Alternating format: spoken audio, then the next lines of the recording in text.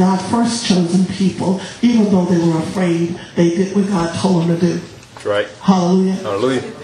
There's a people now that are chosen that are afraid to do what God's called them to do. But even though they were afraid, see, being fearful is not the big problem to God. The fear stopping you is what causes the problem. Hallelujah. Hallelujah. And we know about Job, and you know how the sons had a meeting with the Father and with God, and Satan came with them, and you know how Satan came in somebody's mind, right? Yes. And that thing in your mind is seeking. The Lord asked Satan, whence thou comest thou? And then Satan answered the Lord and said, from going to and fro in the earth, in your earthiness. See, the enemy cannot deal in a heavenly place. He goes to and forth in your earthiness.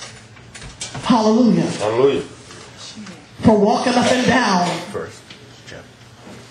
in it. I'm at Job 1. Job 1. 7.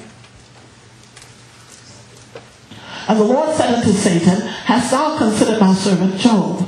There is none like him in the earth, a perfect and upright man, one that feared the Lord and escheweth evil. Now, you know, that's been taught that Job was perfect, and then even perfect people God will take out or cause sin, or not sin but illnesses upon. But we have to understand something, that the thing that come upon us has to have an open door.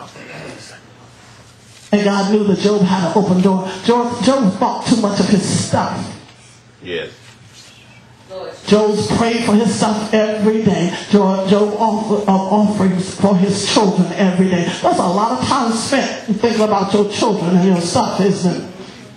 Yet he did not sin. Hallelujah. Hallelujah. Let me show you that. I'm going to start at 1:1.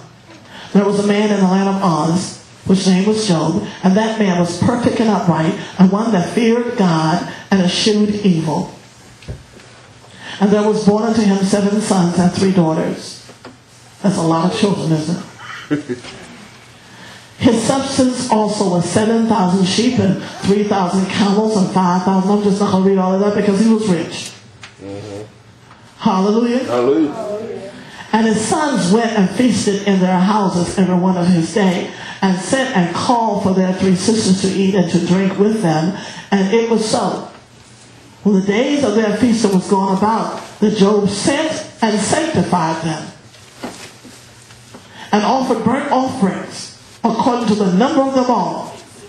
For Job said, it may be that my sons have sinned and cursed God in their hearts. Thus did Job continually. Think about it. The children even have to be responsible for their own sins. That is all up in the Kool-Aid he is offering, because they may have sinned. So how much, he says, the word says continually, he did this, right? Yes. So he spent a lot of time covering his stuff. Hallelujah. Hallelujah. Let me tell you something. Let me go back here. Some of you are perfect and upright, and you fear God, and you don't like evil, but you spend a lot of time covering your stuff. Oh boy. Yes, you do. Worry about your stuff. Worry about money. Worry about what you can't do with your money, and where the money won't go, and how the money is spent, and how is it not spent. Worrying about your little bank account dwindling away. It was not your bank account. It's his. That's right. Hallelujah. Hallelujah. So when we're not careful, we can make idols of those things. Am I right? Yes. But how do I know Job had a little something going on with him? Turn to chapter 3. Verse 25. Job had some fear, didn't he? Let's read it. For the thing which I greatly feared, not a little bit, greatly feared, is come upon me. And that which I was afraid of is come upon me. Guaranteed what you are afraid of will happen.